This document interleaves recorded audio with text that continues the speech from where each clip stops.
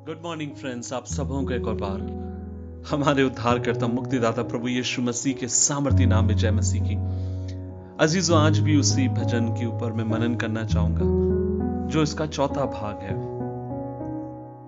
अध्याय 43, भजन 43, उसकी 1 से लेकर 4 आयत तक आप और मैंने देखी। उसमें पहले 2 पदों में भजनकार छुटकारे के लिए प्रार्थना करता है क्योंकि लोग उसके विरुद्ध में हो चुके हैं।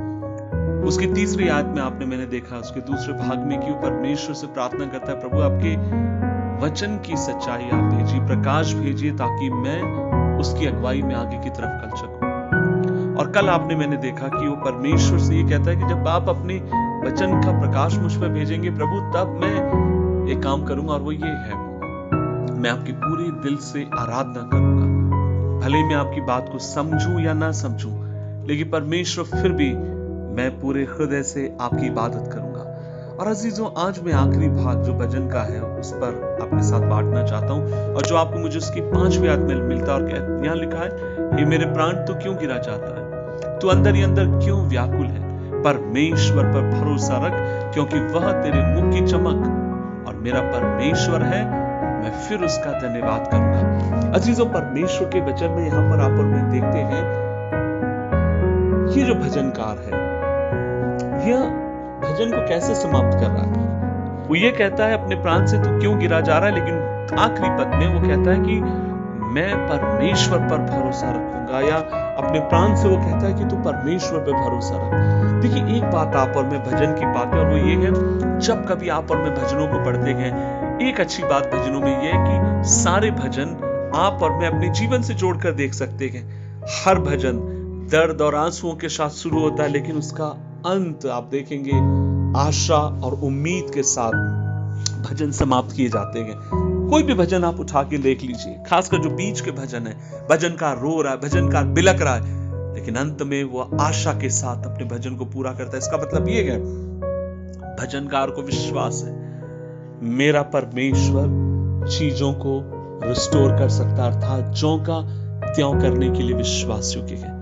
अजीज, आज मैं आपसे कहना चाहता हूं, हमें हमेशा इस विश्वास के साथ प्रभु के पास आना है। जो कुछ आपने प्रभु की सेवा में रहते समय, प्रभु का नाम लेते समय, जीवन में जो कुछ आपने खोया, इस बात के ऊपर आपको विश्वास रखना है कि परमेश्वर उन सारी बातों को ज्यों का त्यों कर सकता है, अर्थात वो रिस्टोर कर सकता है।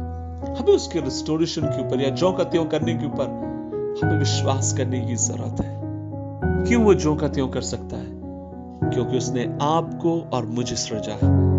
मैं याद करता हूं एक कहानी, और कहानी है पियानो की। जब आप बड़ी बड़ी कलीसियाओं में जाएंगे, सीएनआई और मेथोडिस्ट की बड़ी बड़ी चर्चों में, आप देखने पाएंगे वह पुराने पियानो हुआ करते थे, कीबोर्ड आज हम उनको बोलते हैं। और ऐसी एक चर्च था जिसमें बड़ा सा पियानो था, और कोई इसको बजा नहीं पा रहा था। तो पास्टर साहब ने कहा, ये हम इसको कोने में रद्दी में डाल दें। कुछ दिनों के बाद पास्टर को लगा ये जगह घेरा, उन्होंने कहा हम एक काम करेंगे, कल हम एक बोली लगाएंगे और जो कोई इस पियानो को खरीदना चाहता है हमारी तरफ से खरीद सकता है। अगले दिन बोली लगाई गई और खरीदने वाला कोई भी ना आया, क्योंकि पियानो बहुत पुराना था, मटमैला था और उसके ऊपर बहुत अधिक गंदगी जम चुकी थी।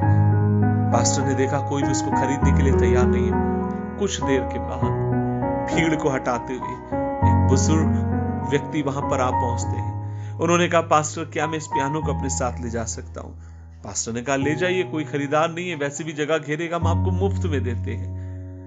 और कहानी बताती है, उस पियानो के खरीदार ने उस पियानो को साफ किया, उसे अच्छे से पोंछा, कुछ तार उसके जो इधर उधर ढीले हो चुके थे उन तारों को उसने टाइट किया, फिर उसको बजाना शुरू किया।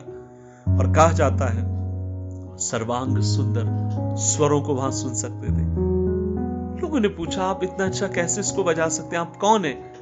और तब वो पियानो बजाने वाले ने कहा, इस पियानो का बनाने वाला मैं हूं। अजीजों, मैं आज आपसे कहना चाहता हूं, जीवन में हो सकता हमारे कई तार टूट गए होंगे। जीवन में ऐसे बहुत सारी चीजें जहां आपने मैंने ठोकर खाई, जहां पर आपको मुझे लगता है कि कभी कुछ हो नहीं पाएगा, लेकिन आज परमेश्वर का वचन आपसे मुझसे भजनकार कहता है, और वो ये है, मेरे भाई मेरी बहन, हिम्मत मत हारना, परमेश्वर ताकतवर है, चीजों को ज्यों का त्यों करने की वो ताकत रखने वाला परमेश्वर है। हमारा प्रभु चीजों को ज्यों का त्यों कर देगा। आपके परिवार को, आपके घर को, आपकी नौकरी को, आपके जीवन को वो ज्यों का त्यों करने की सामर्थ्य रखने वाला परमेश्वर है। अजीजों में एक अविश्वासी लड़का था, पासबानों को गाली देता, पासबानों से नफरत करता, यीशु मसीह के नाम से मुझे नफरत थी, लेकिन माँ मेरी हर बार प्रभु से प्रार्थना करती मेरे उद्धार के लिए, मेरी मुक्ति के लिए,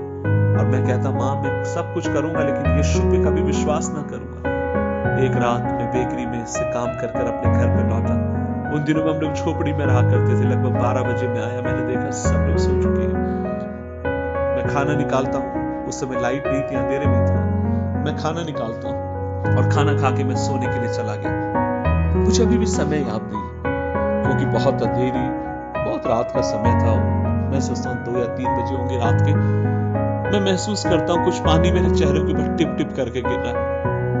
मुझे लगा हम लोग झोपड़ी में रहते हैं इसलिए कहीं से पानी गिर रहा होगा। कुछ देर के बाद मैं किसी के रोने का शब्द सुनता हूँ। जब मैंने अपनी आंखों को खोला तो मैं देखता हूँ वो पानी नहीं, मेरी माँ के आंसू मेरे चेहरे के ऊपर गिर रहे थे और वो उसके रोने की आवाज थी और मेरे उद्धार के लिए प्रभु से प्रार्थना कर रही थी, प्रभु आप किशोर को उद्धार दीजिए, आप इसको मुक्ति दीजिए और उसके जीवन को आप ज्यों का त्यों कर दीजिए। और उस रात यीशु मसीह ने मेरे जीवन को छू लिया। मेरे भाई, मेरी बहन, अगर मेरी माँ के आंसू मेरे जीवन को छू कर ज्यों का त्यों कर सकते हैं तो तेरी प्रार्थनाएं, तेरे आंसू, तेरे दर्द, परमेश्वर के प्रति तेरा विश्वास चीजों को बदलने की ताकत रखता है।